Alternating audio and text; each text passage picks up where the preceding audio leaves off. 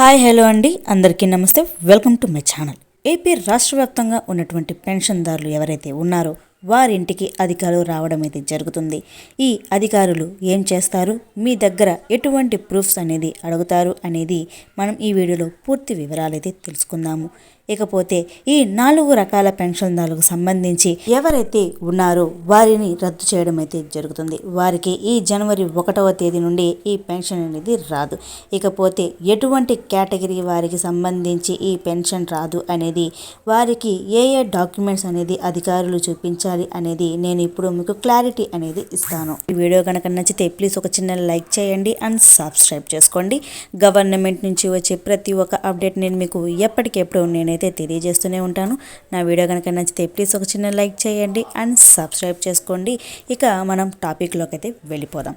AP రాష్ట్ర వ్యాప్తంగా pension అనేది కొన్ని కారణాల వల్ల రద్దు చేయడం అయితే జరుగుతుంది. ఏపీ రాష్ట్ర వ్యాప్తంగా ఏపీ ప్రభుత్వం ఎవరైతే అర్హత లేని వారికి పెన్షన్ అనేది తొలగించడం అయితే జరగబోతుంది. గత ప్రభుత్వంలో అర్హత లేకపోయినా దొంగ సర్టిఫికేట్లు అనేది పెట్టుకొని పెన్షన్ అనేది తీసుకుంటున్నారు. అటువంటి వారిని ఇప్పుడు వచ్చిన కూటమి ప్రభుత్వం అనర్హులను ఏరివేయాలని నిర్ణయించుకుంది. ఈ 4 కేటగిరీ వాళ్ళు ఎవరైతే ఉన్నారో ఈ పెన్షన్కు సంబంధించి వెరిఫికేషన్ అనేది చేయబోతున్నారు.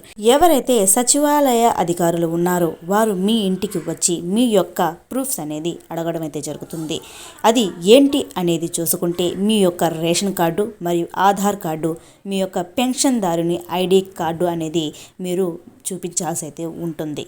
మీరు గనక వికలాంగులు గనక ఉంటే మీ యొక్క సర్టిఫికేట్ అనేది మీరైతే చూపించాల్సి అయితే ఉంటుంది. ఇకపోతే ఎవరైతే అనర్హులు ఫేక్ సర్టిఫికేట్ అనేది పెట్టుకొని అనర్హులు అర్హత పొంది ఉంటారో ఆ సర్టిఫికేట్లను పట్టుకొని వెరిఫికేషన్ అనేది చేయడం అయితే జరుగుతుంది.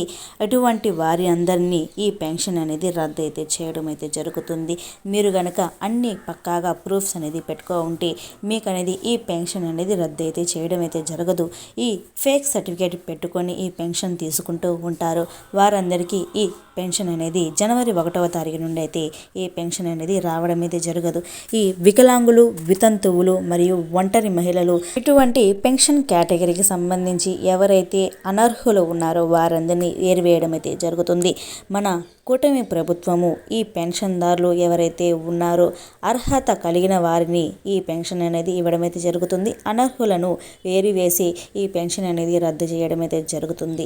ఓకేనా అండి. అధికారులకు మీరు మీ దగ్గర ఉన్న సర్టిఫికేట్లు అనేది మీరైతే చూపించాల్సి అయితే ఉంటుంది. ఓకేనా అండి. మీకు ఇటువంటి గవర్నమెంట్ నుంచి వచ్చే ప్రతి ఒక్క అప్డేట్ కూడా నేను మీకు ఎప్పటికెప్పుడు నేనైతే తెలియజేస్తూనే ఉంటాను. నా వీడియో కనుక నచ్చితే ప్లీజ్ ఒక చిన్న లైక్ చేయండి అండ్ సబ్స్క్రైబ్ చేసుకోండి. Thank you for watching. Thank you so much.